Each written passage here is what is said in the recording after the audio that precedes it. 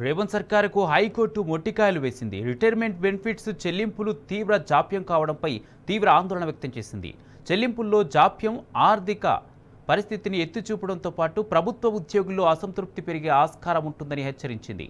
ఉద్యోగుల retirement benefits వాచ్యాల సంఖ్య రోజురోజుకు పెరగడం తీవ్ర ఆందోళన కలిగిస్తున్నదని హైకోర్టు పేర్కొంది.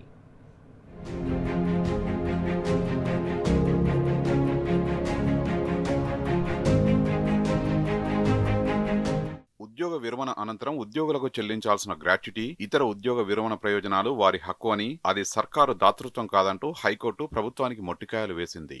రిటైర్మెంట్ బెనిఫిట్స్ చెల్లింపులు తీవ్ర జాప్యం కావడంపై తీవ్ర ఆందోళన వ్యక్తం చేసింది. అంతేకాకుండా చెల్లింపుల్లో జాప్యం రాష్ట్ర ఆర్థిక పరిస్థితిని ఎత్తిచూపుతున్నదని ఘాటు వ్యాఖ్య చేసింది. ఈ పరిస్థితి ఇలాగే కొనసాగితే ప్రజల్లో విశ్వాసం దెబ్బతినే ప్రమాదం ఉంటుందని, అంతేకాకుండా ప్రభుత్వోద్యోగుల్లో అసంతృప్తి పెరిగే ఆస్కారం కూడా ఉంటుందని హెచ్చరించింది. రాజకీయ పార్టీలు ఆర్థిక వనరులపై స్పష్టత లేకుండా పలు పథకాలను ప్రకటించి ఆర్థిక సంక్షేమాన్ని దెబ్బతీస్తున్నాయని అభిప్రాయపడింది.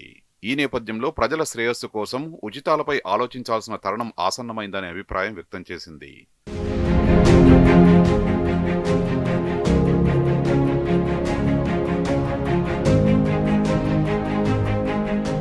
ఉద్యోగులకు రిటైర్మెంట్ బెనిఫిట్స్ చెల్లింపుల్లో ఆలస్యం జరగడంపై హైకోర్టు ఘాటు వ్యాఖ్యలు చేసింది. ప్రభుత్వానికి ఆర్థిక పరంగా సమస్యలు ఉన్నాయని స్పష్టమవుతున్నదని పేర్కొంది. ఉచిత విద్యుత్, ఉచిత నీరు, ఉచిత రవాణా, వ్యవసాయ రుణాల మాఫీ, ఇతర సబ్సిడీల పేరుతో అధిక మొత్తంలో నిధుల్ని సంక్షేమ కార్యక్రమాలకు వెచ్చించడం వల్ల ప్రభుత్వంపై ఆర్థిక భారం పడుతున్నట్లు న్యాయవాదులు చెబుతున్నారని తెలిపింది. ఉచితాల కోసం ఏకపక్షంగా నిధుల్ని మళ్లిస్తున్నారనే న్యాయవాదుల వాదనల నేపథ్యంలో సమాజంలోని ప్రజల శ్రేయస్సు కోసం ఉచిత పథకాలపై ప్రభుత్వం ఆలోచన చేయాల్సిన సమయం ఆసన్నమైందని అభిప్రాయపడింది. సుప్రీంకోర్టు సైతం వాటి విషయంలో జోక్యం చేసుకునేందుకు సంకోచించిందని గుర్తు చేసింది. రాజకీయ పార్టీలు ఆర్థిక వనరులపై స్పష్టత లేకుండా పలు పథకాల్ని ప్రకటించి ఆర్థిక సంక్షేమాన్ని దెబ్బతీస్తున్నాయని, ప్రజల శ్రేయస్సు కోసం ఉచితాలపై ఆలోచించాల్సిన తరుణం ఆసన్నమైందని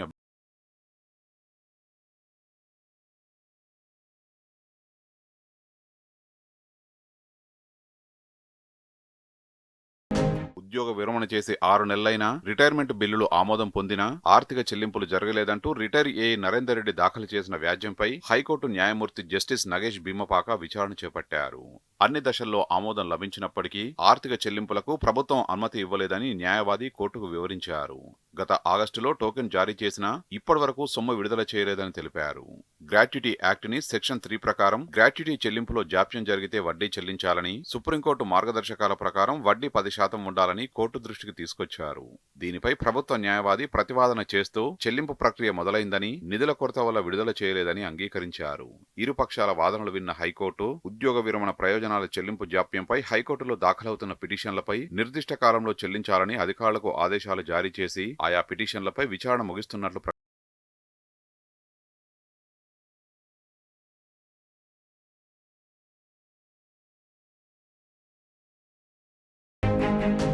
ఉద్యోగుల రిటైర్మెంట్ బెనిఫిట్స్ వ్యాజ్యాల సంఖ్య రోజురోజుకు పెరగడం తీవ్ర ఆందోళన కలిగిస్తున్నదని హైకోర్టు పేర్కొన్నది.